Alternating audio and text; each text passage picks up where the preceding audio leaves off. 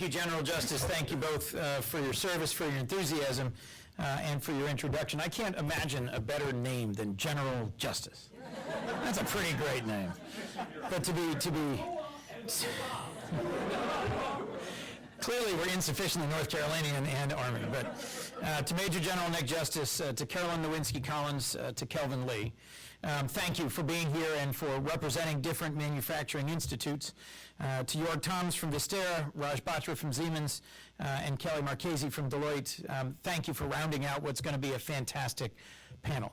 I'm also thrilled to be able to welcome Congressman Tim Ryan from Ohio, and I believe will be joined by Congressman Tom Reed of New York if his schedule allows, and I think just following us will be Senator Dick Durbin, who's also a member of the Senate Competitiveness Caucus, and my co-chair, Senator Jerry Moran, Republican of Kansas, wanted to be here, wanted me to give you his best wishes. It is thrilling to me that we have a bicameral, bipartisan briefing about manufacturing. There was an address last night, some of you may have heard of this, by the President of the United States. And there's some areas he spoke about that seemed to really only get a response from one side of the room, and some things he spoke about that got a response from the whole room. And in my view, one of the things that will get a response from the whole room and the whole country is a winning strategy for manufacturing. And what we're here to talk about today is a winning strategy for restoring, strengthening, and extending manufacturing in the United States. A strategy that is already well developed, well underway, and is making a significant difference all across the country. So let me just make a few simple points about what these manufacturing institutes are and what they do and what the theory is behind them before we let the folks who actually run them and are experts talk about it.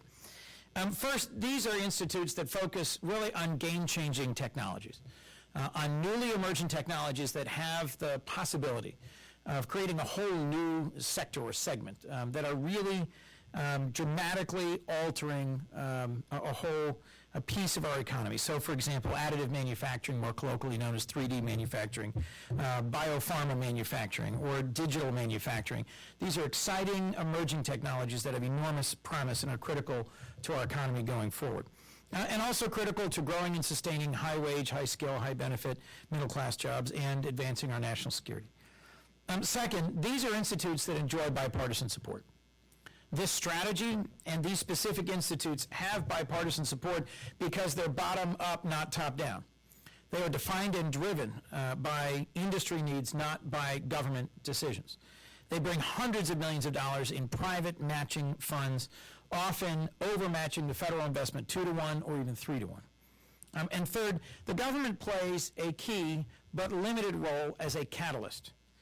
A convener, leveraging resources and investments in community colleges, in major research universities, in manufacturing extension partnership or MEP centers, in economic development entities or others. So government is, in my view, playing its ideal role here, which is removing barriers for the growth in these technologies, removing barriers for the rapid development and deployment of these technologies, but not leading it, not funding it, not sustaining it. That's really the role of industry.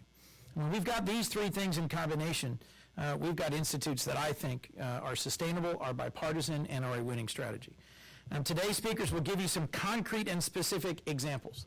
Being from Delaware, the one about which I'm most excited is the National Institute for Innovation in Manufacturing Biopharmaceuticals, better known as NIMBLE. It is led by the University of Delaware, and thank you again to Kelvin Lee and to a whole team of folks who worked incredibly hard to imagine a whole new center for the U.S. biopharmaceutical industry. This is a dramatically growing industry. It represents about $790 billion of economic activity and employs more than 850,000 people in high-wage, high-value manufacturing jobs. It's one of the most R&D intensive sectors in the entire world. But other countries are investing significantly in the manufacturing side of the biopharma industry and are beginning to outstrip us. When I have to explain this to audiences in Delaware, what I'll often say is, do you have a smartphone in your pocket? To which the answer is almost universally, yes. Do you know where most of the guts of that thing were invented and developed? Overwhelmingly in the United States. Do you know where they are manufactured? Not in the United States. We continue to innovate, we continue to develop cutting-edge world-class technologies, yet we are not winning in remaining the manufacturing leaders of these emerging technologies. So NIMBLE is a way for us to regain some of our sectoral leadership. Other countries, Germany, UK, China, other competitors have invested dramatically in biopharma manufacturing and have begun to outstrip us. Nimble, a powerful nationwide public-private partnership, is going to help restore that leadership. It's catalyzed, as I said, by federal investment, but will be sustained by academic research, by private sector investment, and by a broad network of partners that will help us lead in cutting-edge bio-based pharmaceuticals, developing and deploying treatments and cures for difficult, expensive, painful conditions, but using biologic mechanisms for manufacturing rather than chemical.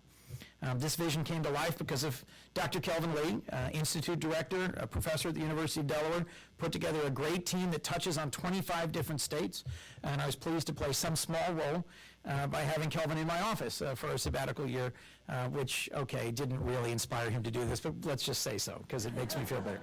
And then Jörg Tonks, then with Biogen, now with Vistera, provided vision, thought, leadership, and guidance that helped, in combination, really make this possible.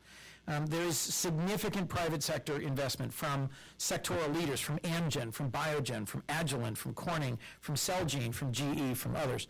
If you look at that list of companies, these are world-class, cutting-edge innovators and manufacturers. So how did we get here? I'm passionate about manufacturing because I spent 8 years as in-house counsel for a world-class manufacturing company, a materials-based science company that works almost exclusively in PTFE in Newark, Delaware, and 45 other manufacturing sites around the world in 7 countries. I've seen what kind of high-quality jobs constant innovation and the manufacturing associated with innovation can deliver in a small American town like Newark, Delaware, or in Elkton, Maryland, or in Eau Claire, Wisconsin. And I've seen that it's possible for us to develop a winning national strategy. The company for which I worked, about half our manufacturing is actually in Germany. Germany has higher labor laws, higher wages, higher environmental protections, yet has nearly double the percentage of their GDP in manufacturing today as the United States. And that's a result of an intentional strategy to bring new technologies from lab bench to marketplace by pulling together networks very similar to these hubs. And at the end of the day, the leaders in this strategy, quite a few years ago now, but the leaders in the strategy were the CEO of Dow, Andy Liveris, and Susan Hockfield, the president of MIT, who mined the experiences of our competitors around the world and identified this as a core piece of our strategy going forward. And Andy Liveris, in my first days here in the Senate now 6 years ago, met with a number of us. I was enthusiastic about the proposal. It led to the RAMI bill, the Revitalize American Manufacturing and Innovation Act, say that 3 times fast. Led by Tom Reed and Joe Kennedy in the House. I was proud to support Senators Blunt and Brown in the Senate. It advanced, was signed into law, and became the foundation for this approach. The institutes have subsequently received funding from Congress and through various federal agencies, Department of Defense, Department of Energy, and now the Department of Commerce. And a number of us worked in the appropriations subcommittees to make sure that there was significant and sustaining funding. And there have now been a series of competitions and awards, and today there's 14 institutes. Congratulations, happy birthday, number 14 in Delaware. So in closing, where do we go from here?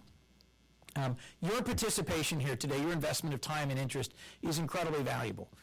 Either because you're a part of one of these institutes and this will help reinforce how this strategy works across other sites, or because you work for a member of Congress or in an office that is interested in but doesn't yet fully know or understand the strategy, and you could be a participant in one of these or a future one, or because you're a critic and skeptic, or a member of the press, or both, and you're here to find out what this thing is. You'll hear from this panel a remarkable array of insights into how this strategy can work. And last, I'm encouraged, frankly, because they're already showing return on investment. They're already drawing bipartisan support. And that guy, what was his name again? Andy Liveris, CEO of DuPont, has been identified as the leader for manufacturing strategy for President Trump. So it is my hope that the already terrific work of these 14 institutes will be thoroughly explored and celebrated here today, that you'll leave informed and inspired, and that we will be able to work together to support the next phase in America's global leadership in cutting-edge high-tech manufacturing. With that, thank you. Thank you for a chance to be with you. And General Justice, I appreciate the pleasure.